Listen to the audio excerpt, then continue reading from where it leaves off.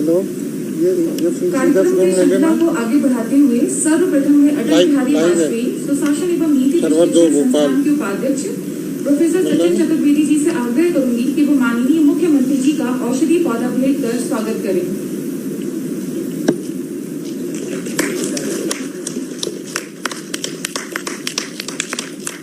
धन्यवाद सर। अब मैं संस्थान की मुख्य कार्यपालन अधिकारी श्रीमती जीवी रश्मि मैम से आग्रह करूंगी कि वो माननीय शौमी शार्प जी का औषधि पौधा भेंट कर स्वागत करें।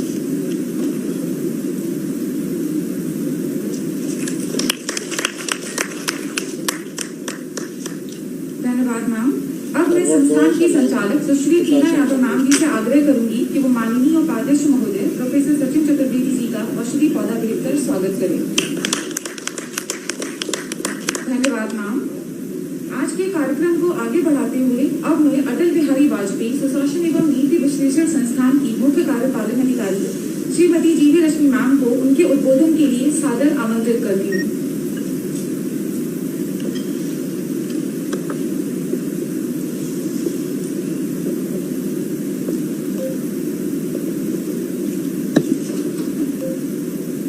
माननीय मुख्यमंत्री जी, मध्य प्रदेश शासन, उपाध्यक्ष अटल बिहारी वाजपेयी सुशासन एवं नीति विश्लेषण संस्थान professor Sachin Chaturvedi, mister Shombi Sharp, president coordinator for India, MOU partners, vice chancellors and heads of institutes आज जो उपस्थित हैं, UN एजेंसीज के प्रतिनिधिगण, सिविल सोसाइटी के प्रतिनिधिगण, मध्य प्रदेश शासन के विभाग से उपस्थित सभी अधिकारीगण, AIGGPA एवं नीति आयोग के मेरे साथीगण, आज हम यहाँ AIGGPA के सुशासन की विविध गतिविधियों को में भाग लेने हेतु एकत्रित हुए हैं।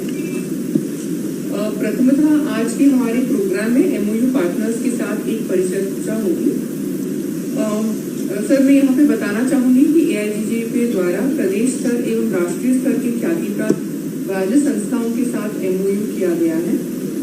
हमारे MOU पार्टनर्स जो यहाँ पे उपस्थित हैं, उनके वाइस चांसलर्स और हेड्स ऑफ इंस्टीट्यूट्स हमारे बीच आज उपस्थित हैं। मैं उनसे इस कार्यक्रम की प्रथम कड़ी में मैं इनसे आग्रह करूंगी कि बहुत संक्षिप्त रूप से वो अपने जो संस्थान है उसके बारे में परिचय देंगे और राज्य के डेवलपमेंट, राज्य शासन और AIGGPA के साथ उनका जो क्या प्लान ऑफ एक्शन है और उनका क्या परिकल्पना है उसके भी बारे में संक्षिप्त रूप से करीब 2 से 3 मिनट में माननीय मुख्यमंत्री जी को अपना व्यक्त करेंगे, अपना जो विजन है। इसके पश्चात एक सुशासन संगोष्ठी है, पैनल डिस्कशन, जिसका टॉपिक है good governance, technology, sustainable and inclusive development and decentralisation. इस पैनल चर्चा में हमारे साथ ख्याति प्राप्त पैनलिस्ट है mister Shombi Sharp, UN resident coordinator for India, आज हमारे साथ यहाँ पे मंच में भी मौजूद है, और हमारे साथ mister V Srinivas, IAS secretary, department of administrative reforms and public grievances, panel discussion में नई दिल्ली से जुड़ेंगे। पैनल डिस्कशन के पश्चात आज हमारी गतिविधियों में AIGGPA का एक फ्लैगशिप रिपोर्ट है, मध्य प्रदेश सुशासन एवं डेवलपमेंट रिपोर्ट। ये एक एनुअल फीचर बनेगी अब से। इस फ्लैगशिप रिपोर्ट का विमोचन भी आज माननीय मुख्यमंत्री जी के कर कमलों से किया जाएगा। इसी डाइजेस्ट की रिलीज के साथ हमारे एक क्वार्टरली न्यूज़लेटर है सुशासन डाइजेस्ट, इसका भी विमोचन किया जाएगा। आज हम कोविड थर्ड वेव के बीच में हैं और आज मैं यहाँ बताना चाहूँगी कि बहुत सारे हमारे जो MOU पार्टनर्स हैं, हमारे बहुत साथीगण हैं, बहुत से कारणों से आज हमारे साथ उपस्थित नहीं हो पाए हैं। बहुत सारे लोग क्वारंटीन में हैं, कुछ लोग आइसोलेशन में भी हैं, परंतु मध्य प्रदेश शासन हमेशा ही सुशासन के लिए प्रतिबद्ध रहा है। इस चुनौतीपूर्ण समय में भी हम लोगों ने इस कार्यक्रम को जारी रखा है और इन शब्दों के साथ मैं अब MOU पार्टनर्स के साथ परिचर्चा के लिए मॉडरेशन के लिए मैं एडवाइजर चंद्रा साह जी को यहाँ पे आमंत्रित हूँ। Thank you.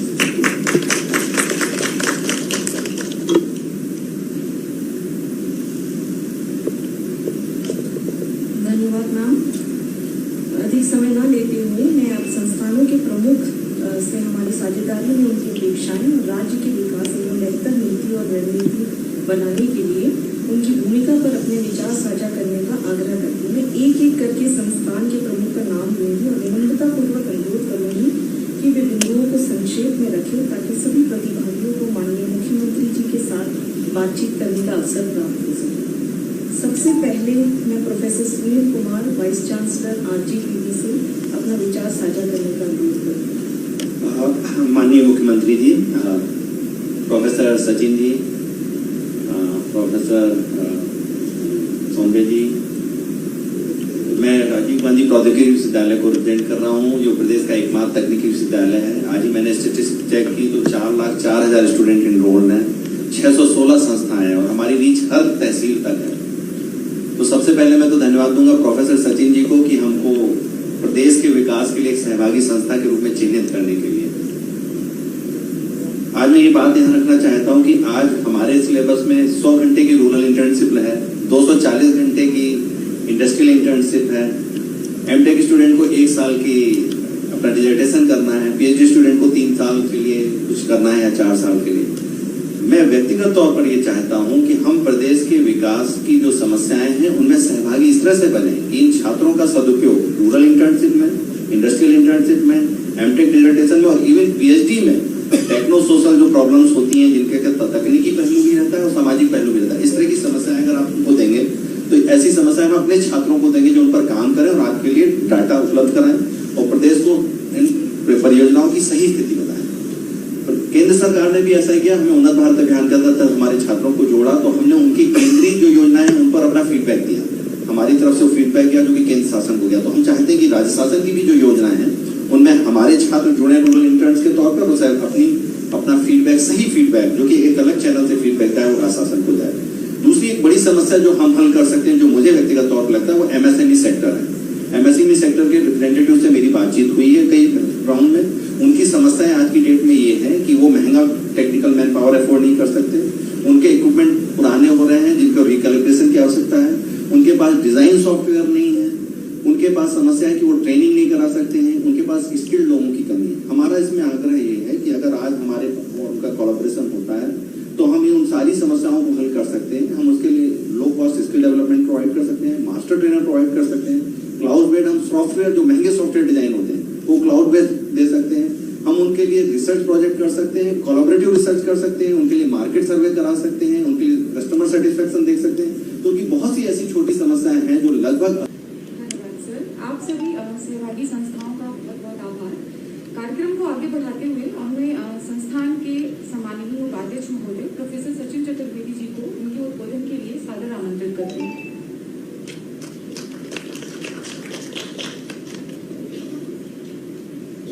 माननीय मुख्यमंत्री महोदय, मंच पे विराजमान हमारे UN के अतिथि शोम्बी शाह, UN resident coordinator in India, online हमारे साथ जुड़े श्री V श्रीनिवास जी जो सेक्रेटरी हैं हमारे इंस्टीट्यूट जो national centre for good governance Delhi में है, और साथ ही सचिव हैं सरकार के विभाग के जो प्रशासनिक बदलाव की बात कर रहा है। हमारे सभागृह में उपस्थित आदरणीय कुलपतिगण, जो हमारे निदेशक हैं अलग अलग राष्ट्रीय और प्रदेश की संस्थाओं के, हमारे स्वयंसेवी संस्थाओं के हमारे साथी और कई जो आज कोविड के चलते हमारे साथ में यहाँ उपस्थित नहीं हैं, ऐसी प्रतिभागी संस्थाओं के सभी निदेशक जो हमारे साथ ऑनलाइन जुड़े हुए हैं। जैसा कि आप लोग जानते हैं, आज का ये महत्वपूर्ण अवसर न सिर्फ सहभागी संस्थाओं के साथ मिलकर के प्रदेश के विकास में माननीय मुख्यमंत्री जी के नेतृत्व में जो हम लोग काम कर रहे हैं उसको आगे बढ़ाने का है, उसमें स्वयंसेवी संस्थाएं भी हैं, उसमें वो संस्थाएं भी हैं जो खुद शोध में लगी हुई हैं, और स्वयं एक्पा के हमारे जो साथीगण हैं, जो नीति आयोग के साथीगण हैं, उनके साथ मिलकर के हमने जो गुड गवर्नेंस का एक आइडिया माननीय प्रधानमंत्री जी ने रखा है और उनके नेतृत्व में देश जिस नई बदलाव की तरफ आगे बढ़ रहा है, उस गुड गवर्नेंस में प्रदेश की भूमिका क्या हो, इसको करने वाले माननीय मुख्यमंत्री जी ने कोविड के काल में गुड गवर्नेंस के क्या हमारे मॉडल सामने रखे हैं, इसकी मुझे लगता है कि एनालिसिस जिस रिपोर्ट में की है, आज उसके विमोचन के लिए हम लोग सब यहाँ इकट्ठे हुए हैं। हमारा एक प्रयास और भी है कि इस एक्पा के माध्यम से जो जैसा कि चीफ सेक्रेटरी ने आप लोगों के साथ इंटरेक्शन में कुछ समय पहले कहा था कि मध्य प्रदेश सरकार और जो सरकार के साथ जुड़े हुए एकेडमिक इंस्टीट्यूशंस हैं उनके बीच में AIGGPA और मध्य प्रदेश सरकार को जोड़ने का काम AIGGPA ने करना चाहिए, वो MOU सभी के साथ है। इसी सभागार में हम लोग मिले थे जब डॉक्टर राजीव कुमार नीति आयोग के साथ हम लोगों ने MOU किया था, तभी ये चर्चा हुई थी कि नीति आयोग और बाकी सारी जो संस्थाएं हैं उनको जोड़ने का काम भी AIGGPA करेगा। तो ये महत्वपूर्ण भूमिका जो हमारे साथीगण यहाँ निभा रहे हैं, उसमें जलजा भी हैं, हमारी CEO रश्मि जी भी हैं, ACO लोकेश जी भी हैं। ये टीम मिलकर के सारी संस्थाओं को एक साथ लाने का प्रयास कर रही है। लेकिन ये करते समय हम जो एकेडमिक रिगर है, जिस सब्सटेंस के साथ हमें रिसर्च करनी चाहिए, जिस एविडेंस के साथ करनी चाहिए, वो उसकी कल्पना हमारे माननीय कुलपति महोदय ने रखी और हमें विश्वास है कि हम लोग सब मिलकर के जो प्रदेश का सोचने का, हमारे रिसर्च का, हमारे डेटा का और उसके बेसिस पे जो हमारे नीतिगत बदलाव की हम आकांक्षा कर रहे हैं, उसकी कल्पना सामने ला करके रखने की एक महत्वपूर्ण जिम्मेदारी हम लोग ले रहे हैं। और उस जिम्मेदारी को सामने बढ़ाते हुए इस रिपोर्ट में हम लोगों ने इस बात का प्रयास किया है कि प्रदेश क्या कर रहे हैं, दूसरे राज्य क्या कर रहे हैं और अंतर्राष्ट्रीय स्तर पर गुड गवर्नेंस का क्या सोच है। और इस सोच को लाते हुए अगर आप देखेंगे तो इस रिपोर्ट में जो करीब 340 पेज की रिपोर्ट है, माननीय मुख्यमंत्री जी भी उसका विमोचन करेंगे। इसमें करीब 12 चैप्टर्स हम लोगों ने रखे हैं और हर चैप्टर अपने आप में एक बहुत ही अद्भुत कहानी आपके सामने लेके आएगा। उस रिपोर्ट को हमने हिंदी और अंग्रेजी दोनों में रखा है।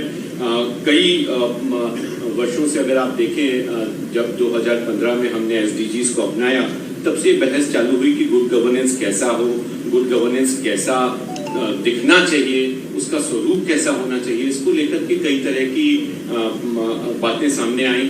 अभी आपने देखा होगा पिछले महीने ही भारत सरकार ने गुड गवर्नेंस के ऊपर अपना एक इंडेक्स जारी करा और ये इंडेक्स मैं समझता हूँ हमारे साथ में श्रीनिवास जी जुड़े हुए हैं, उनको मैं बधाई देना चाहूँगा कि उनके नेतृत्व में ये इंडेक्स निकल के आया है। इसमें मध्य प्रदेश का भी रैंकिंग हुआ है। लेकिन जो बहुत खूबसूरत काम इन्होंने किया है, जो मैं समझता हूँ नीति आयोग से फर्क है, और वो नेमिंग और शेमिंग से हम अलग हटे हैं। कौन नंबर 1 है, कौन नंबर 2 है, कौन नंबर 3 है, ये बात नहीं है। बात इस बात की है कि हम किस कंटेक्स्ट में ग्रो कर रहे हैं, हमारी स्ट्रक्चरल लिमिटेशंस क्या हैं, हमारे रिसोर्स कंस्ट्रेंट्स क्या हैं, हम कहाँ से शुरुआत कर रहे हैं। तो इस इंडेक्स में अब की बार पहली बार जैसा श्रीनिवास जी बताएंगे, राज्यों को 4 अलग अलग श्रेणियों में बांटा गया है और उसमें से एक श्रेणी नॉर्थ ईस्ट राज्यों की है। उनकी अपनी समस्याएं, उनका बाकी राष्ट्र के साथ कंपैरिजन करना मुश्किल है। उसी तरह से यूनियन टेरिटरीज अलग हैं। फिर कुछ स्टेट्स को A ग्रुप में रखा गया है, कुछ को B ग्रुप में रखा गया है, क्योंकि कुछ ग्रुप ऐसे हैं जिसमें जिनकी जनसंख्या बहुत ज्यादा है, किसी में एरिया ज्यादा है, कहीं से शुरुआत फर्क है। तो ये चीजों को सामने रखते हुए उन्होंने मध्य प्रदेश को कृषि के आधार पर विकास करने वाला नंबर 1 राज्य रखा है। इसी की कल्पना को आगे बढ़ाते हुए, जैसा कि बार बार संयुक्त राष्ट्र संघ भी कह रहा है और इसीलिए आज हमने मिस्टर शाह को यहाँ आमंत्रित भी किया हमारे साथ आने के लिए, कि जिन बातों पर हम ध्यान दे रहे हैं और जिस पर बार बार माननीय मुख्यमंत्री जी कह रहे हैं कि जब तक जन भागीदारी नहीं होगी विकास का कोई मतलब नहीं है। तो ऐसा करते समय किन आवश्यकताओं की जरूरत हम लोग महसूस करते हैं, जैसे रूल ऑफ लॉ है या नहीं, ट्रांसपेरेंसी है या नहीं है, रिस्पॉन्सिवनेस प्रशासन की है कि नहीं। और रिस्पॉन्सिवनेस में भी मध्य प्रदेश को 74% मार्क्स मिले हैं। मध्य प्रदेश का प्रशासन, मध्य प्रदेश का शासन, मध्य प्रदेश की सरकार 74% मार्क्स लेकर के रिस्पॉन्सिवनेस की रेट में आगे आई है। और इसी तरह जैसा कोविड में वार्ड लेवल पे जाकर के माननीय मुख्यमंत्री जी ने जो निगरानी समितियां बनाई, that localisation mister Shah brings in the participation of people, and that I think is the index which has again fetched very high marks for Madhya Pradesh. लेकिन हम लोग यहाँ पे रुके नहीं कि जो केंद्र सरकार कह रही है वो एक बात है, लेकिन क्या हम अपने तय भी कुछ सोच सकते हैं। तो मुझे बड़ी खुशी है कि AIGGPA के रिसर्चर्स ने अपना भी एक इंडेक्स बनाया और हमने खुद उस इंडेक्स में ये बात सामने रखने की कोशिश करी कि मध्य प्रदेश को अगर खुद अपना रैंकिंग करना है तो वो किस ढंग से उस रैंकिंग को कर सकता है, किन पैरामीटर्स पर हम देख सकते हैं। तो जैसे मैंने कहा कि मुख्यमंत्री जी ने इस बात का प्रयास किया कि जो ट्राइबल पॉपुलेशन है उसको हम मेन स्ट्रीम से उनके काम को हम अलग अलग योजनाओं के माध्यम से बाजार से कैसे जोड़ें। तो ये हमारा गुड गवर्नेंस है और उसके लिए पैरामीटर हमको तय करना पड़ेंगे। तो हम राष्ट्रीय स्तर पर जो पैरामीटर तय हैं उसमें तो हमें वो मापे, इसके लिए हम तैयार हैं, लेकिन हम अपने भी पैमाने सामने रखने के लिए तैयार हैं और इसके लिए हम जो अलग अलग विश्वविद्यालय हैं उनके साथ मिल करके अगर हमारी मेथोडोलॉजी में कोई कमी है तो आप हमें बताइए और हम लोग तैयार हैं कि हम आपके साथ मिल के काम करें।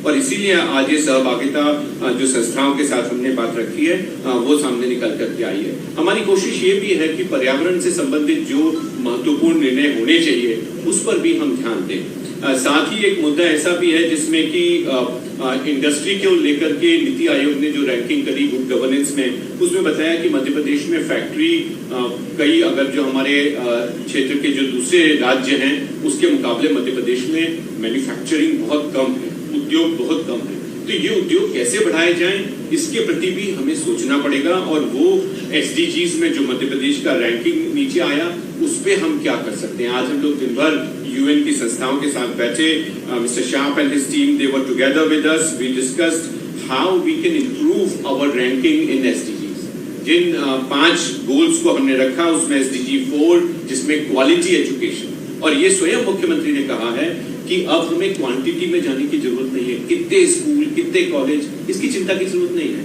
उनमें क्वालिटी ऑफ एजुकेशन कैसी है। और इसी के चलते मुख्यमंत्री जी ने सीएम राइज स्कूल्स शुरू किए हैं जिसमें क्वालिटी एजुकेशन की बात हुई। हमने यूएन टीम को आज उसके बारे में बताया। क्लीन वाटर और सैनिटेशन के संबंध में जो गोल 6 है उसमें कैसे हम जलाशय की बात कर रहे हैं, घर घर जल जो पहुंचाया जा रहा है, नर्मदा से जो पानी आ रहा है उसके भी संवर्धन के लिए क्या प्रयास हो रहे हैं, इसको भी डॉक्यूमेंटेशन करने की आवश्यकता है और वो पैरामीटर हम स्वयं तय करें, इसकी भी एक आवश्यकता है। साथ ही इंडस्ट्री और इनोवेशन की आवश्यकता है।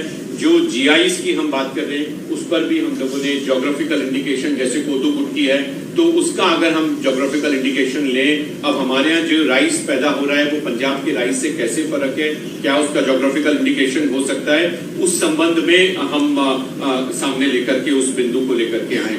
तो कई तरह से अगर आप इस रिपोर्ट में देखेंगे तो हमने राज्यों की भी कंपैरिजन की है और कई ऐसे म्युनिसिपल कॉर्पोरेशंस हैं, जैसे शिमला का म्युनिसिपल कॉर्पोरेशन है, अहमदाबाद का म्युनिसिपल कॉर्पोरेशन है, इंदौर का म्युनिसिपल कॉर्पोरेशन है। क्या ये सारे म्युनिसिपल कॉर्पोरेशन एक से काम कर रहे हैं? अगर ये भिन्न है तो कैसे भिन्न है? अगर इंदौर बार बार नंबर 1 आ रहा है तो बाकी जिलों के संबंध में हम लोग क्या सोच सकते हैं, उनकी क्या कठिनाइयां हैं? तो ये रिपोर्ट कई तरह के वो विचार सामने लेकर के आती है। जैसा आप लोग जानते हैं एसडीजीज में हम लोग 5 पी की बात करते हैं। हम लोग पीपल, प्लैनेट, प्रॉस्पेरिटी, पीस और पार्टनरशिप, ये 5 पी की हम लोग बात करते हैं। तो इसमें पीपल तो जैसा मैंने कहा जन भागीदारी है, प्लैनेट के साथ हम लोगों ने एसडीजीज के पानी या जल संवर्धन के बारे में बात करी है, प्रॉस्पेरिटी सभी की आए, पीस हो और सबके साथ पार्टनरशिप हो, ये बात हम लोग बार बार सामने रख रहे हैं। लेकिन इसी सभागार में पिछले हफ्ते जो यहाँ एक कार्यक्रम हुआ उसमें सेवा, संवेदना और संस्कृति की बात हुई।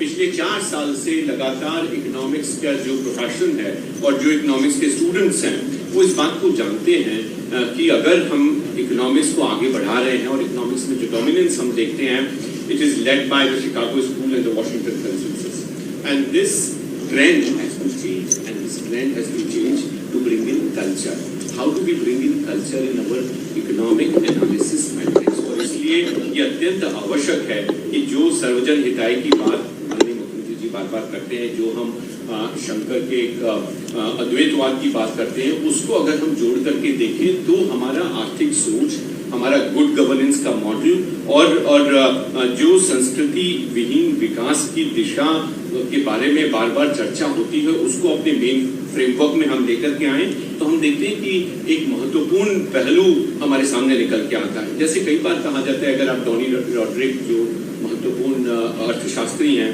उनकी बात अगर सुने तो वो कहते हैं कि भाई इंस्टीट्यूशंस का बड़ा महत्व है, इंस्टीट्यूशन होनी चाहिए, लेकिन हर इंस्टीट्यूशन एजुकेशन एक स्थानीय संस्कृति से जुड़ी होती है। क्यों इंदौर नंबर 1 है? अगर हम इलेक्शन कमीशन कहें तो क्या इलेक्शन कमीशन जैसा हिंदुस्तान का है वैसा पाकिस्तान का भी है?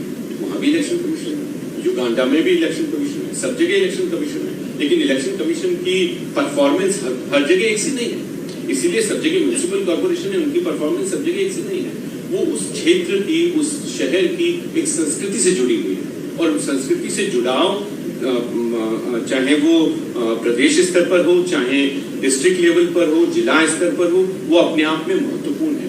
और इसलिए चाहे कार्ला हॉफ हो, वर्ल्ड बैंक की, या जॉ मैरी बॉलेश हो, जो लगातार संस्कृति और अर्थशास्त्र के संबंध में काम कर रही है। तो मेरा विश्वास है कि अगला जो हमारा अंक होगा 2022 के अंत में जो हम निकालेंगे 2023 के लिए इस रिपोर्ट का, उसमें हम इस डायमेंशन को भी लेके आएंगे कि मध्य प्रदेश में किन पैरामीटर्स पे, लोकल गवर्नेंस के मैट्रिक्स पे, क्योंकि दिल्ली में बैठ करके जो एनालिसिस हो वो लोकलाइजेशन को भी रिफ्लेक्ट करे और वो लोकल रियलिटी को भी रिफ्लेक्ट करे, ये अत्यंत आवश्यक है। और इसके लिए हमको खुद आगे बढ़ करके अपने पैमाने खुद तय करना पड़ेंगे।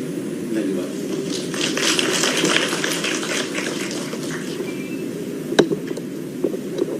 धन्यवाद सर। इस सत्र के अगले पड़ाव की ओर बढ़ते हुए अपने मंच पर उपस्थित आदरणीय अतिथिगणों का पैनल डिस्कशन में स्वागत करती हूँ। आज के पैनल डिस्कशन के विषय हैं good governance, technology, sustainable and inclusive development and decentralisation. इस डिस्कशन में हमारे साथ पैनलिस्ट के रूप में Shri V Srinivas, secretary department of administrative reforms and public demands and director general NCGC हमारे साथ ऑनलाइन जुड़ रहे हैं। सर, आपका इस डिस्कशन में हार्दिक स्वागत है। इसके साथ ही मैं मंचासीन श्री शॉम्बी शाह, United Nations resident coordinator in India का भी पैनल डिस्कशन में पुनः स्वागत करती हूँ। अब मैं अटल बिहारी वाजपेयी सुशासन एवं नीति विश्लेषण संस्थान के सम्माननीय उपाध्यक्ष महोदय प्रोफेसर सचिन चतुर्वेदी जी से इस सत्र को मॉडरेट करने का आग्रह करती हूँ। Thank you. I think Srinivasan ji, शायद मुझे लगता है पहले आपसे ही निवेदन किया जाए। आपके नेतृत्व में ये रैंकिंग हुई है, आप ही के नेतृत्व में गुड गवर्नेंस का जैसा प्रधानमंत्री जी ने निर्देश दिया था, ये संस्थान बनाया गया दिल्ली में। तो आपसे ही अनुरोध करूंगा कि आप बात को शुरू करें। आदरणीय मुख्यमंत्री जी, Mr. Shombi Shah, UN Resident Commissioner in India, Professor Sachin Chaturvedi ji, distinguished Chief Secretary Government of Madhya Pradesh, Vice Chancellors, civil society organizations, I am deeply privileged to present my thoughts before the longest serving Chief Minister of Government of Madhya Pradesh. Sir, we were Deputy Secretaries in Government of India when you became Chief Minister, and today as Secretaries of India, we are speaking in your presence. It is indeed a great privilege for us. Sir, I would also extend my compliments to Professor Sachin Chaturvedi ji and his dedicated team of officials who have tirelessly strived to publish the Madhya Pradesh Sushasan and Development Report 2021. It's indeed a seminal publication. As you have said, sir, the goal of Atmanirbhar Madhya Pradesh can only be achieved if a good governance system is in place. And the Madhya Pradesh Sushasan and Development Report gives a robust picture of good governance initiatives, practices and parameters across sectors in Madhya Pradesh. In fact, there is comprehensive evidence in the report to spur the capacities of policy makers, program implementers, stakeholders and researchers to ensure that good governance practices are in place right up to the village level. Prashasan Gaon ki aur, as you have rightly coined in several states. Good governance is a rich tradition associated with the state of Madhya Pradesh, and this report reiterates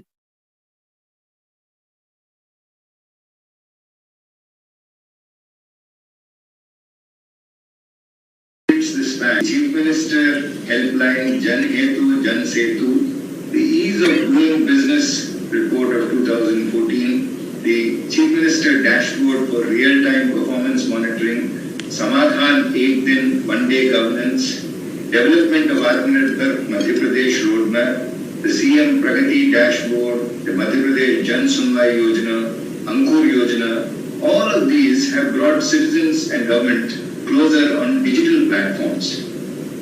During the pandemic, several good governance practices were followed.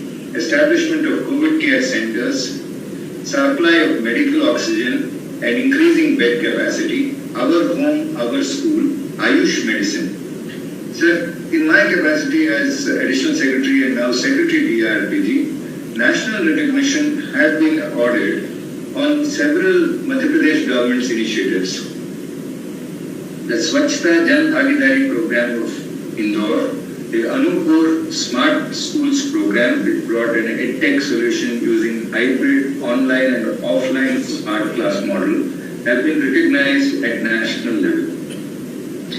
The Department of Administrative Reform's publications of the Good Governance Index, the National E-Services Delivery Assessment, have found prominent mention in the report. The Good Governance Index 2021, released by the Honorable Home Minister on 20th of December, Sushasan Divas, in memory of Honorable former Prime Minister Atal Bihari Vajpayee.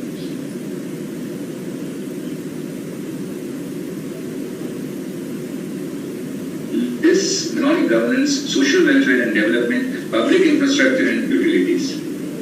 Amongst the comparable large states of Uttar Pradesh, West Bengal, Orissa, Rajasthan, Jharkhand, Chhattisgarh and Bihar, Madhya Pradesh is a standout performer with a composite score higher than all other states. In the agriculture and allied sector, the Good Governance Index gives Madhya Pradesh a composite annual growth of 7.3%. Commerce and industry, a composite growth of 7.9%. Resource sector has witnessed high retention rates, skill training programs being imparted to 99% of registered trainees, 52% placement ratios, and public health sector witnessed increased availability of doctors, immunization rates of about 88%. In public infrastructure, under the PMGSY program, Madhya Pradesh witnessed a connectivity of 80%. Even in economic governance, the state has successfully reduced fiscal deficit from 5.89% to 3.72%. There was also improvement seen in empowerment of women, public safety with improvement in the proportion of women police personnel, and in citizen-centric governance, particularly under the National E-Services Delivery Assessment, Madhya Pradesh stands at 5th position. What it means is that several good governance practices fulfill the 6 pillars of good governance that we identified. The Public Services Guarantee Act, the establishment of the Lok Seva Department, FIR Aapke Dwar Yojana, the Chief Minister helpline on WhatsApp are standout performers in fulfilling all criteria of good governance. The Pradesh government has through digital platforms.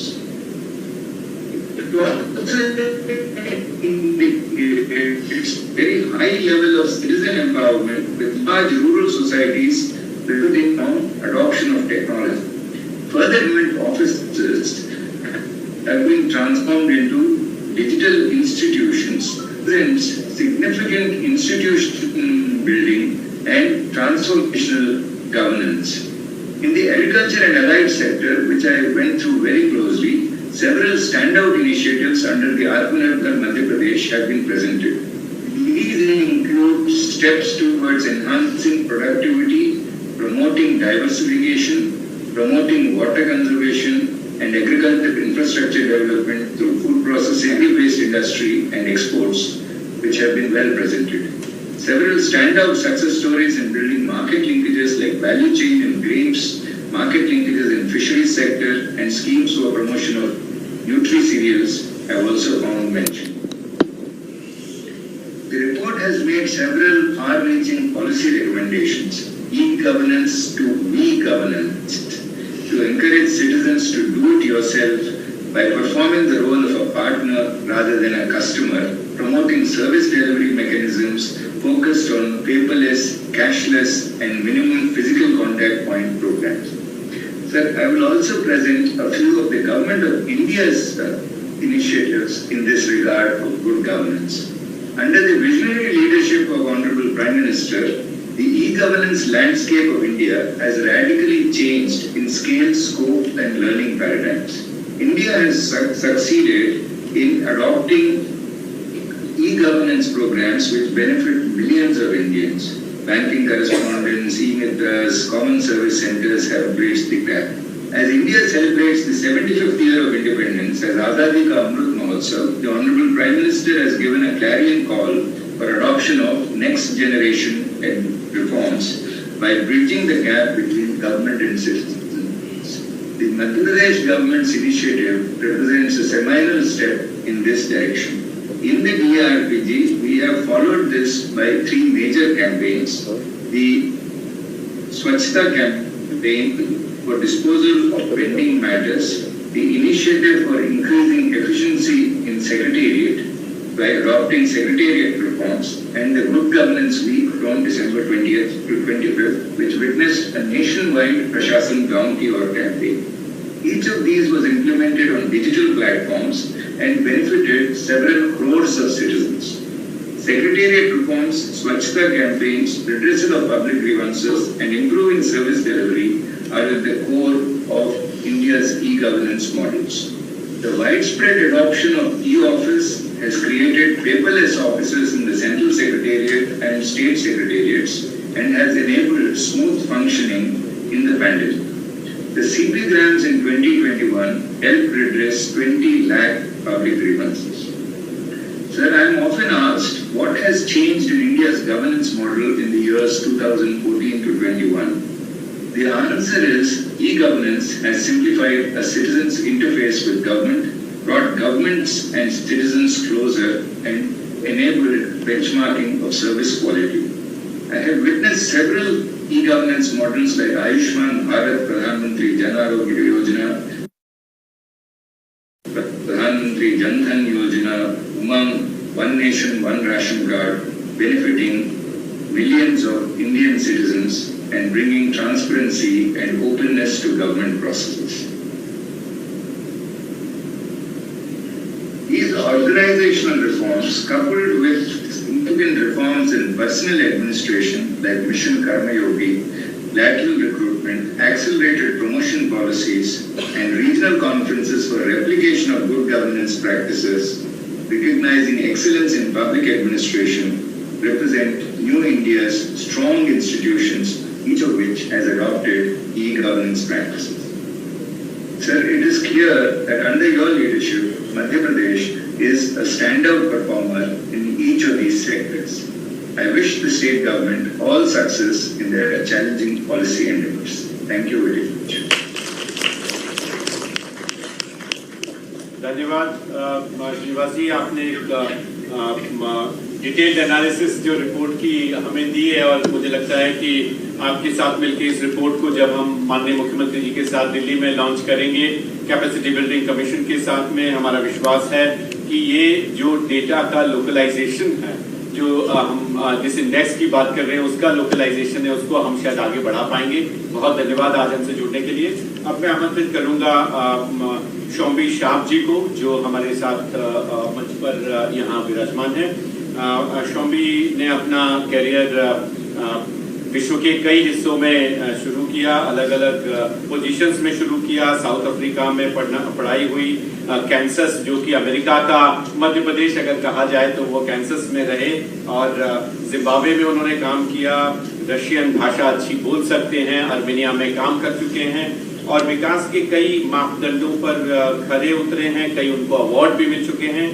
और अभी हमारे लिए सौभाग्य की बात है कि भारत के अंदर आने के बाद किसी भी प्रदेश में जाने वाले वो पहला मध्य प्रदेश ही है जहां वो आए, और ये भी अत्यंत सुखद अवसर है कि एशिया में उनकी पहली पोस्टिंग भारत में हुई है। तो ये भी एक अच्छा अवसर होगा उनको एशिया को समझने का और इस बात को देखने का कि जो स्थानीय स्तर पर हम लोग डेमोक्रेसी की बात कर रहे हैं, प्रशासन की बात कर रहे हैं, जनभागीदारी की बात कर रहे हैं, उसके क्या मायने हैं। जैसा Shombi, I mentioned to you the issues in terms of local governance are absolutely clear, and and I would very much now would like to invite you for your remarks. Whatever you prefer.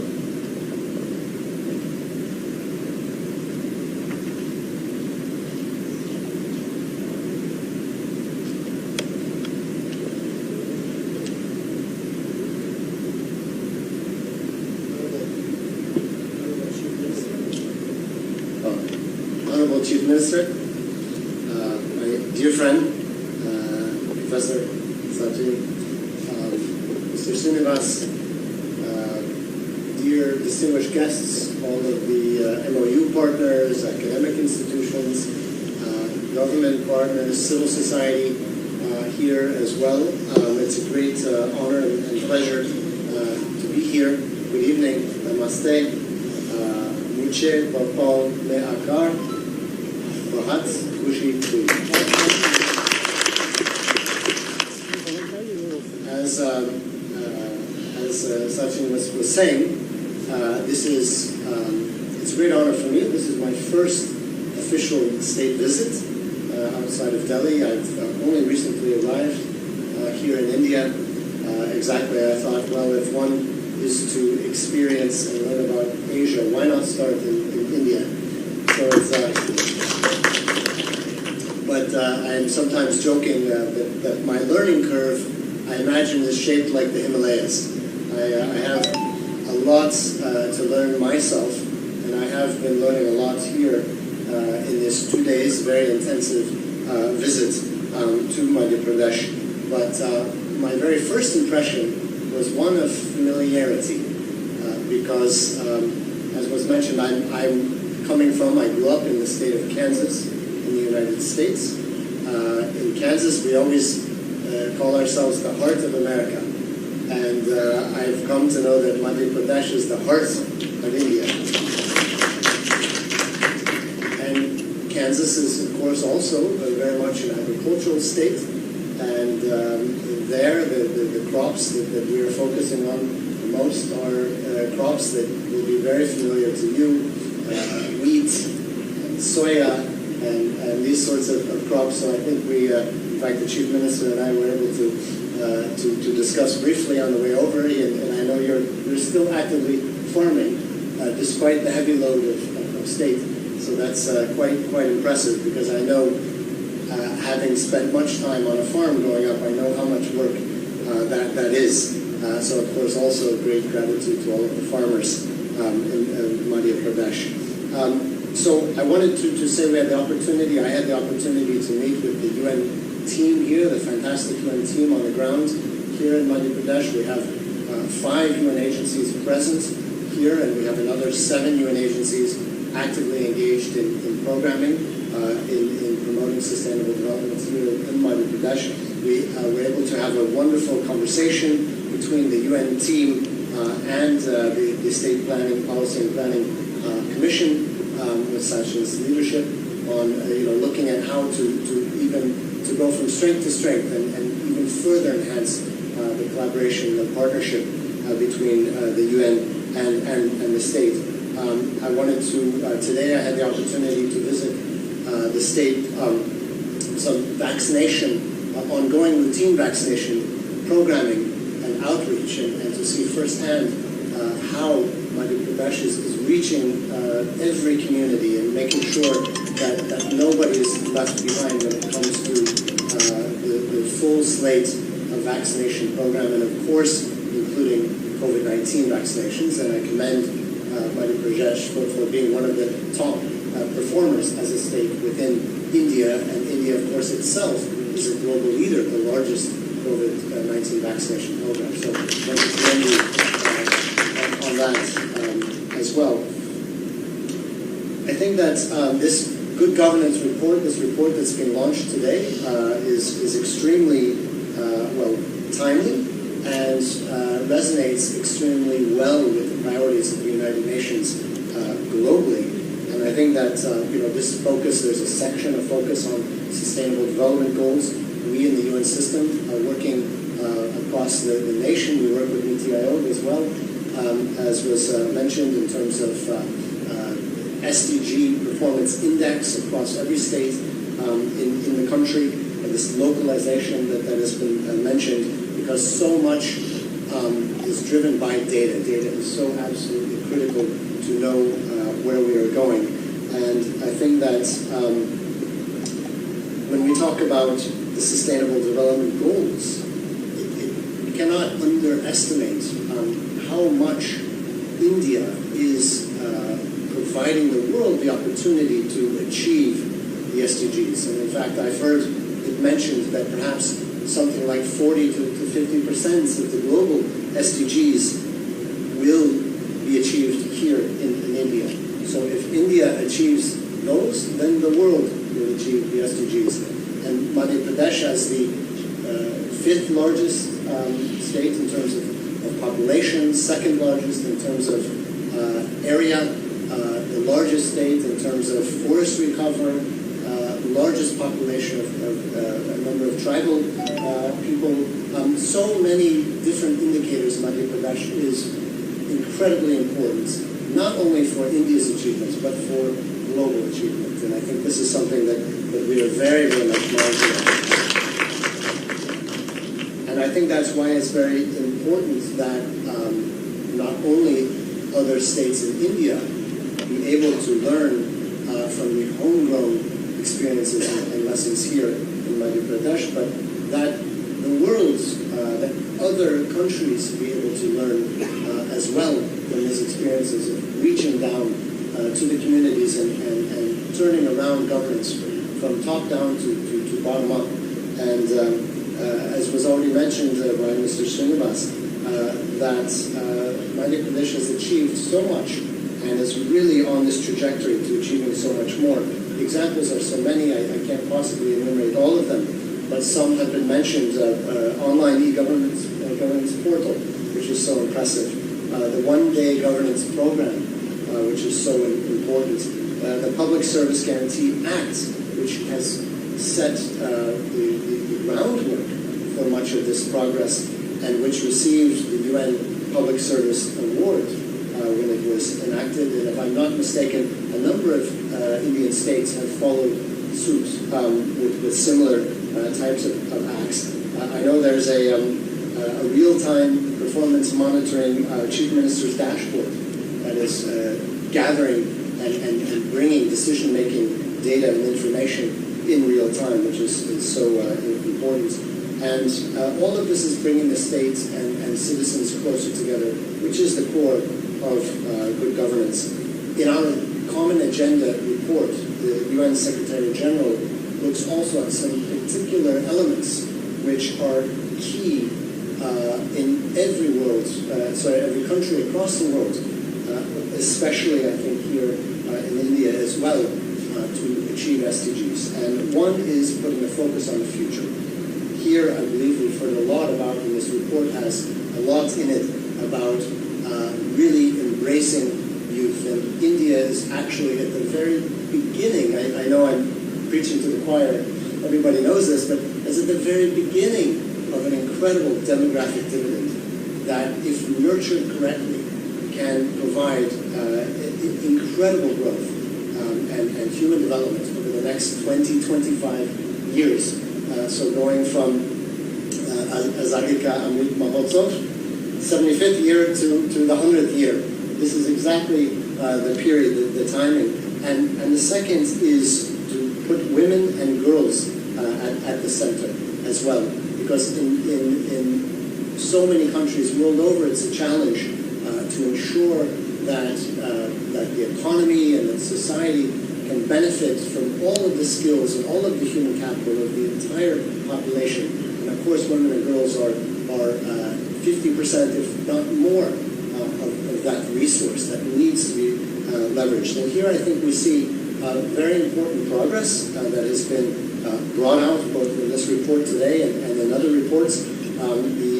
Madhya Pradesh is doing better than average, better than the state level average in India in terms of progress on achieving Sustainable Development Goal number 5 on women empowerment and gender equality. You can see evidence in the latest National Family Housing Survey, NFHS 5, where the child sex ratio in Madhya Pradesh has improved to 956, as compared to 927 only about 6 years ago. This is a very important achievement and progress. Welfare and the cultural value placed towards the girl child in households and in the economy as well has increased significantly and notably. And we see also that there is a reduction in child marriage, also very important to ensure that young girls and women are able to contribute and also become married, but able to contribute at that important moment and to fulfill their educational journey and other respects. Child marriage has declined by 13%, which is nationally, here in Madhya Pradesh it's declined by more than twice that, by 28, almost 29% as well. We see also very encouraging signs in terms of improvement in nutritional outcomes, and likely linked to the strong governance advances and decisions made in terms of access to food security, feeding programs, school feeding programs, and others. So the bottom line is that we see the strong improvement in social outcomes have resulted from the state's investment in its own good governance institutions and systems. And this shows us that such progress is both likely and should continue within Madhya Pradesh, but is also possible in all states and in other countries of the world as well. So I could keep talking for quite a while, but we have the most important presentation yet to come. So I want to, dear colleagues, just to conclude and say that I am very confident that this focus on strong, transparent, accountable institutions, enabled by cutting-edge technology, which used to seem so exotic, and yet is becoming more and more common everyday tools, as long as you have the leadership to invest in those tools and to apply them, as is being done here in Madhya Pradesh, that putting good governance into practice can help both the state and the nation translate this demographic dividend into the transition over the next 20-25 years that will take India into its rightful position, the vibrant upper middle income, global economic power that it is already in many respects, and to the full picture that India aspires to with the ambitious reform program underway. And it is our deep desire, it is our role and mandate as the United Nations to work with you on this journey, to work with government, with the Chief Minister, to work with the Commission, to work with all of you in the room, with civil society, with our partners. And on behalf of the UN team, I just want to recommit that we are here to do that, to further localize our efforts, stand together, tackle emerging priorities together. And I think we can even be of added value to help share the emerging knowledge and expertise and best practices that you have here in Madhya Pradesh with other states in India and indeed on the global stage. So thank you very much. Bahat Dhanyavad.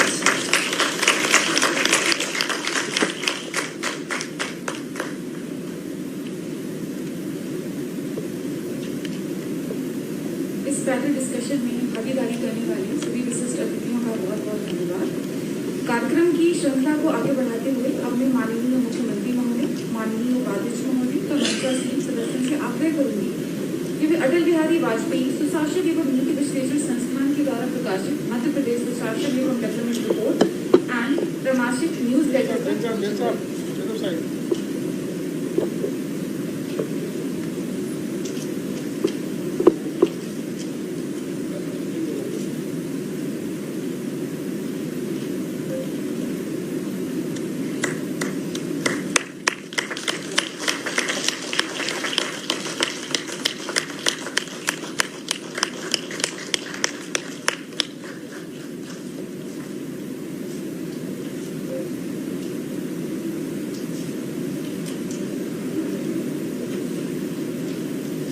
धन्यवाद sir. अब मैं प्रदेश के माननीय मुख्यमंत्री महोदय श्री शिवराज सिंह चौहान जी को उनके उद्बोधन के लिए सादर आमंत्रित करती हूँ।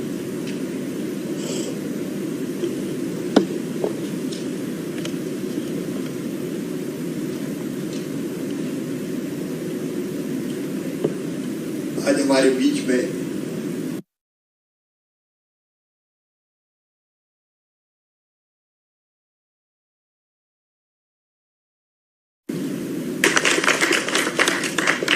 क्योंकि वो area wise Madhya Pradesh second है, पॉपुलेशन वाइज 5th है हिंदुस्तान में, सेंट्रली लोकेटेड है, फॉरेस्ट कवर कितना है, मैं आपकी शार्पनेस को दाद देता हूँ।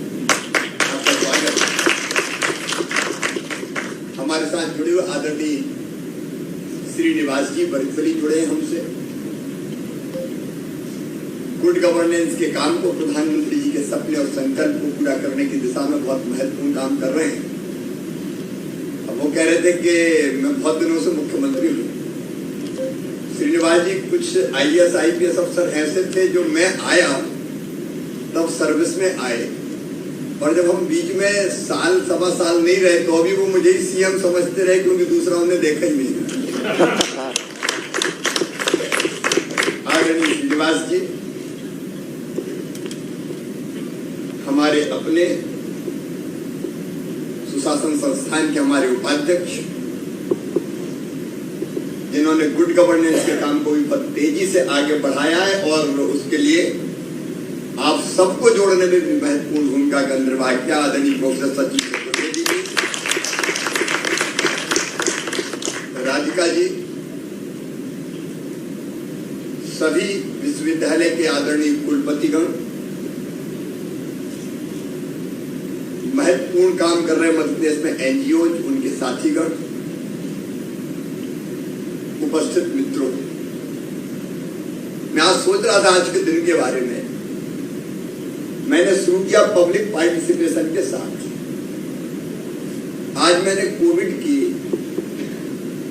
मैनेजमेंट के लिए जो हमने क्राइसिस मैनेजमेंट कमेटीज बनाई है, पंचायत स्तर पर, ब्लॉक स्तर पर और जिले के स्तर पर, उनमें केवल प्रशासनिक अधिकारी और मंत्री नहीं है, उनमें पंचायत स्तर तक के जनप्रतिनिधि शामिल है, ब्लॉक के जनप्रतिनिधि शामिल है, NGOs शामिल है, कई स्वयंसेवी संगठन, समाज सेवी संगठन सम्मिलित है, उसमें एडमिनिस्ट्रेशन के लोग सम्मिलित है।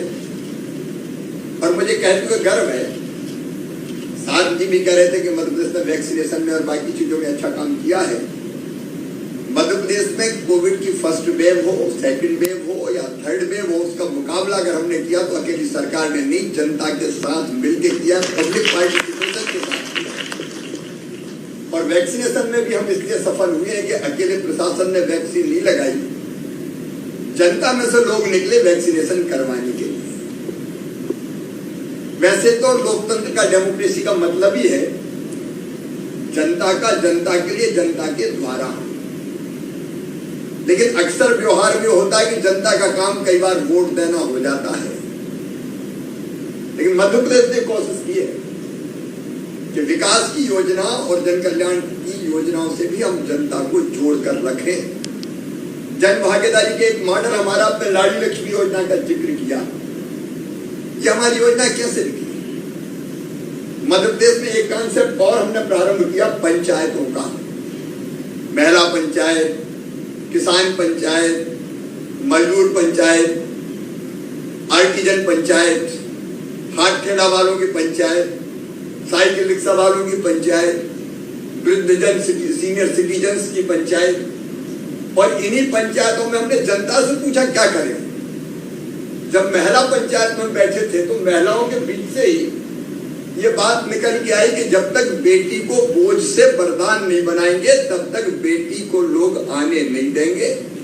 और उसी सोच में से निकली लाडली लक्ष्मी योजना, और जिसके कारण मुझे कहते हुए गर्व है कि सेक्स रेशियो अब परिवर्तित हो रहा है, बेटियां अब जन्म ले रही है और बेटों के बराबर पैदा होने की दिशा में आगे बढ़ रही है। एक में से अनेकों चीज।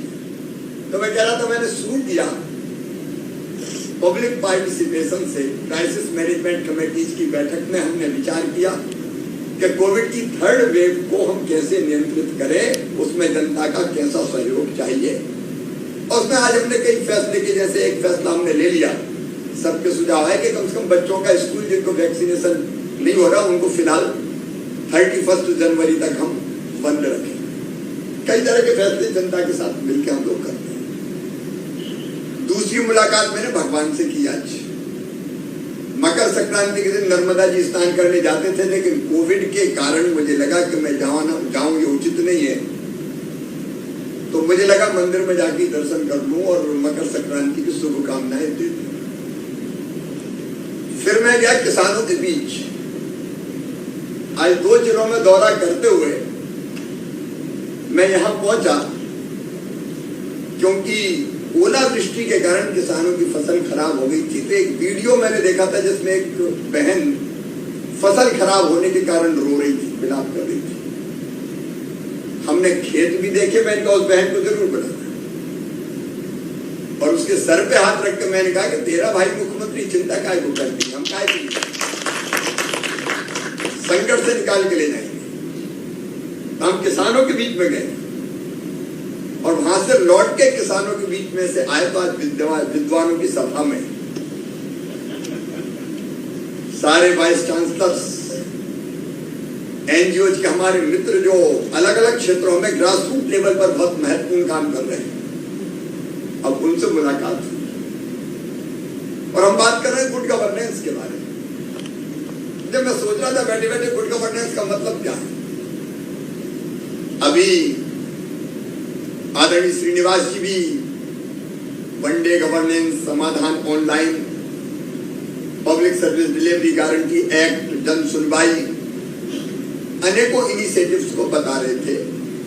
वो हम कर ही रहे हैं, उनको बताने की जरूरत नहीं है। लेकिन गुड गवर्नेंस को अगर व्यापक संदर्भ में देखा जाए, तुलसीदास जी ने एक बात कही थी, दैविक भौतिक तापा राम राज काहू नहीं व्यापा। राम राज मतलब गुड गवर्नेंस। अर्थ व्यापक था, दैहिक शरीर का कोई कष्ट ना हो, जिसमें भूख भी शामिल है, रोटी कपड़ा मकान ये होगा तभी तो शरीर सुखी रहेगा। दैविक भी मतलब टेक्नोलॉजी का ऐसा विकास कि जिसके कारण प्राकृतिक आपदाओं से भी पार पा जाए, और भौतिक मतलब न्यूनतम आवश्यकता है तो कम से कम पूरी कर लें। इसको और एक उदाहरण से मैं समझता हूं, तो मैं जो मानता हूं गुड गवर्नेंस क्या है, जिससे दूसरों का भला हो और किसी को कष्ट ना हो, तकलीफ ना हो। क्योंकि हमारे यहाँ कहा है, परहित सरिस धर्म नहीं भाई, पर पीड़ा सब नहीं अधमाई। परहित हो वही गुड गवर्नेंस है, पर पीड़ा ना हो। और तीसरी बात अगर मैं समझता हूं व्यापक संदर्भ में, गुड गवर्नेंस मतलब सेवाओं का लेना देना नहीं है केवल कि हम बिना किसी अवरोध के, बिना लिए दिए समय पर सेवाएं देते, वो एक पहलू है। तो ओवरऑल अगर आप देखें तो मनुष्य को हम शारीरिक सुख भी दे पाए। कौन सी सरकार को कहेंगे जो गुड गवर्नेंस देती है? शारीरिक सुख मतलब रोटी कपड़ा मकान, पढ़ाई लिखाई, दवाई, रोजगार के इंतजाम, जिसमें हमारे कई एनजीओ के मित्र भी लगे हैं। कोई महिला सेल्फ हेल्प ग्रुप के साथ काम कर रहा है, कोई किसी और क्षेत्र में काम कर रहा है, अलग अलग काम कर रहे हैं साथ। दूसरा मन का सुख देना। आज ट्राइबल म्यूजियम देख के आए साथ, अलग अलग उन्हें देखा कलाकृतियां, हमारे जो जनजाति कलाकार उनकी पेंटिंग्स देखी। अभी पेंटिंग्स बनाना ये मन का सुख है, देखना भी मन का सुख है। कलाकार, चित्रकार, कवि, लेखक, खिलाड़ी, अभी इनको खेलने में आनंद आता है, रचना करने में आनंद आता है। तो ये भी गुड गवर्नेंस है। आप उनकी उस कला को, उस क्षमता को प्रकट होने का अवसर दें। और तीसरा है बुद्धि का सुख। हमारी यूनिवर्सिटी के 22 ट्रांसफर्स में रिसर्च, शोध, अनुसंधान, अलग अलग विषय में लोग पीएचडी कर रहे हैं। अब इनको उसी में आनंद आ रहा है। खोज कराएं, निकालें, उसी रिसर्च से ये दुनिया आगे बढ़ रही है। जो जिज्ञासा होती है ये चीज आखिर क्यों, इसके पीछे क्या कारण है, उसको खोज लेना और दुनिया के सामने रख देना। न्यूटन जैसे वैज्ञानिक पेड़ से फल टूटा तो जमीन पे क्यों गिरा, ऊपर क्यों नहीं गिरा? तो वो सरकार मैं मानता हूं गुड गवर्नेंस देती है जो इस रिसर्च की, शोध की, अनुसंधान की प्रवृत्ति को बढ़ावा देके ऐसे लोगों को भी प्रोत्साहित करे। और चौथा गुड गवर्नेंस का आयाम है जो ओवरऑल ऐसे काम जो लोगों को आनंद दे। जब हमने एक आनंद डिपार्टमेंट शुरू किया, डिपार्टमेंट ऑफ हैप्पीनेस। अब छोटी छोटी चीजें उसमें होती है, जरूरत से ज्यादा हो तो रख जाओ। सर्दी के दिन है, 4 स्वेटर है, अगर आपको 2 की जरूरत है तो आप 2 रख दो दूसरों के लिए, और जिसको जरूरत हो वो ले जाए। एक तरफ देने का आनंद, दूसरी तरफ जरूरत पूरी होने का आनंद। अब कोविड के कारण हमारा ये कार्यक्रम भी छोटा हो गया, लेकिन आनंद उत्सव भी प्रभावित हो रहा। नहीं तो हमने दादा दादी दो, नाना नानी दो, जो घर में कुंठित हो जाते हैं। कई बार बेटा बहू भी बाहर चले गए तो फिर जिंदगी कटना मुश्किल हो जाती है। तो ऐसे साधन जुटाना जो दूसरों को आनंद दे, सुख दे। ओवरऑल मैं मानता हूं गुड गवर्नेंस ये है। उसका एक आयाम है योजनाओं का लाभ ठीक समय पर देना, बिना परेशानी के देना, बिना लिए दिए देना। टेक्नोलॉजी का इस्तेमाल ऐसा हो कि जो आदमी नाम की चीजें वो बीच में ना रहे। Faceless, paperless, contactless. फेस बड़ा खतरनाक होता है, इसका दिमाग गड़बड़ हो गया तो ये कुछ को नहीं देता।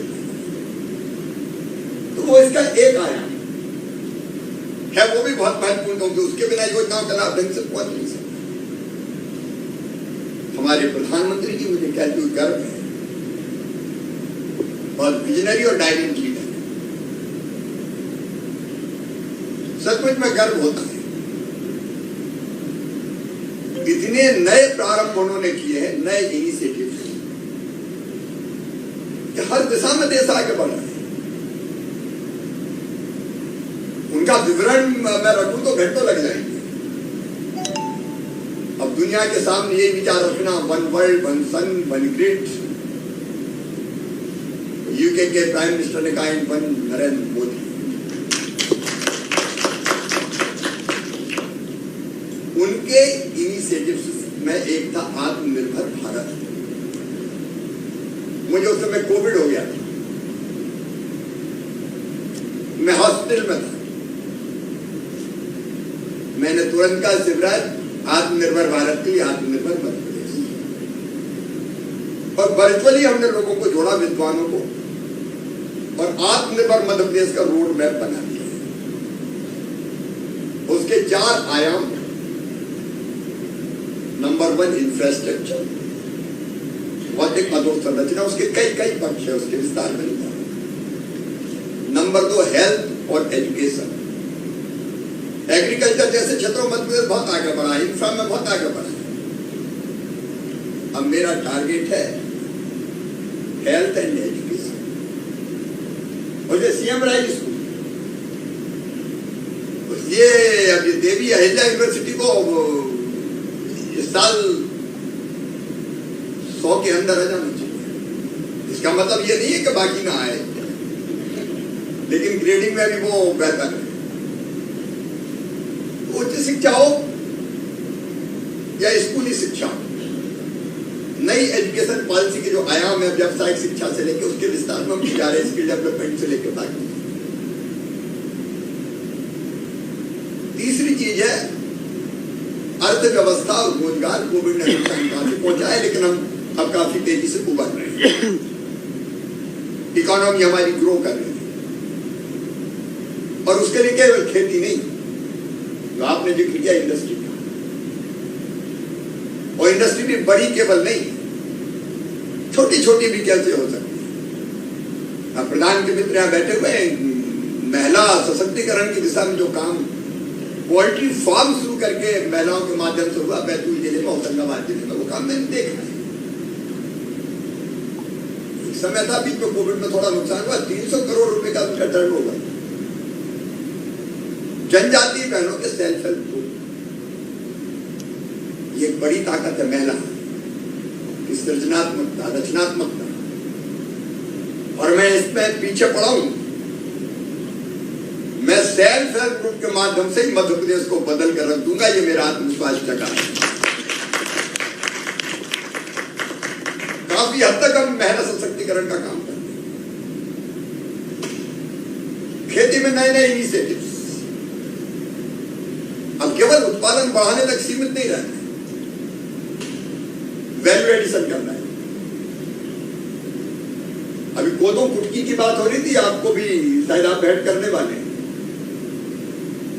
मिलेट्स मिशन अभी 2023 हमारा कोदो, कुटकी, समा, ज्वार, बाजरा, अब गेहूं खाने से लोग डर रहे हैं। डायबिटीज, अलग अलग तरह के खतरे, न्यूट्रिशन वैल्यू अगर है तो मोटे अनाज की। खेती में और इनोवेशन कैसे हो सकता है? फॉरेस्ट कवर की आपने बात की। मध्य प्रदेश के जंगलों में अनेकों तरह की वनौषधियां हैं, जिससे कई तरह की दवाइयां बनती हैं। उसका संग्रहण, उसका वैल्यू एडिशन, और जो दवाइयां बना उसकी मार्केटिंग, पैकेजिंग, मार्केटिंग, वो हमारे जनजातीय भाई बहनों को बड़ी संख्या में रोजगार दे।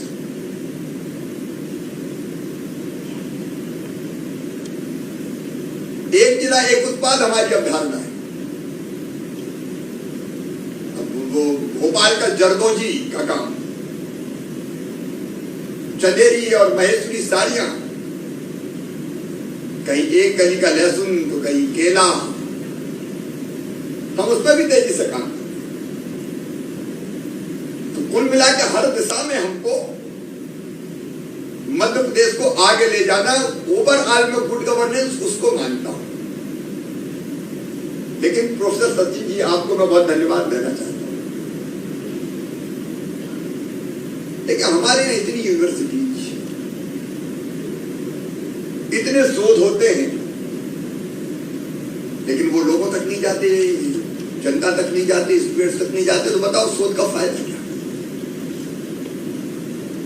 रिसर्चर रिसर्च करे और उस रिसर्च से आम जनता लाभान्वित हो, इसका मैकेनिज्म हमको खड़ा करना ही होगा। और उसके लिए यूनिवर्सिटी से जो MOU किया है, और आप लोग जुड़ रहे हैं, आज आपके साथ थोड़ा अन्याय हुआ। पहले का 2 मिनट बोलो, बाद में तो वो संचालक महोदय कहने लगे 1 मिनट बोलो। अभी 1 मिनट न्याय नहीं है, लेकिन मुझे लगता है बार बार बैठने की जरूरत है।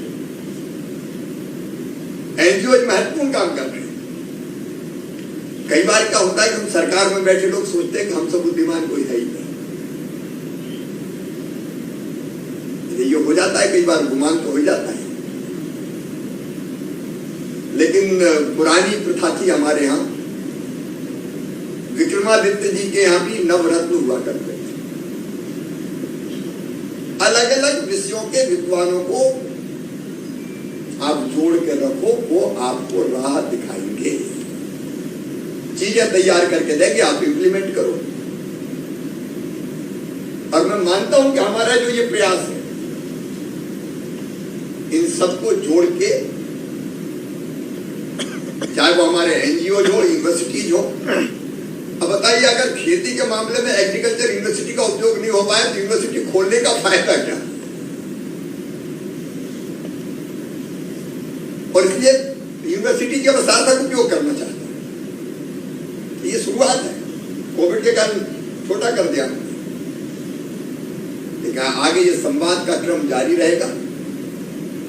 आप अलग भी बैठे, जो एमओयू हमने किए वो सार्थक हो, और एनजीओ के मित्रों से भी मैं कहना चाहता हूं, प्रदेश की प्रगति और विकास के लिए हम और आप साथ मिलकर काम करें, साथ मिलकर। मुझे लगता है कि स्टार्टअप का हम बहुत अच्छे शासन के लिए बहुत बेहतर उपयोग करेंगे, और निश्चित तौर पर यूएन ने जो गोल निर्धारित किए हैं हम उनको भी मिलकर हासिल करेंगे। आज इस कार्यक्रम में मैं आपका स्वागत करता हूं। आज आपने एक तो क्या सुशासन डाइजेस्ट, उसके न्यूज लेटर ये निकलता रहे, हर 3 महीने में निकलेगा। आपने पुस्तक का प्रकाशन किया है, ये भी बहुत उपयोगी होगी सरकारों के लिए, सरकार के लिए, तो इसका भी हम बेहतर उपयोग करेंगे, और अच्छे शासन के लिए, जनता की जिंदगी में बेहतरी के लिए, जो सबसे पीछे, सबसे नीचे, सबसे गरीब है उनके लिए, हमारे जनजातीय समाजों के लिए हम और बेहतर प्रयत्न कर उनकी जिंदगी में परिवर्तन लाकर ही चैन की सांस लेंगे। उसी में आपकी जिंदगी की भी सार्थकता है और मेरे जीवन की भी सार्थकता है।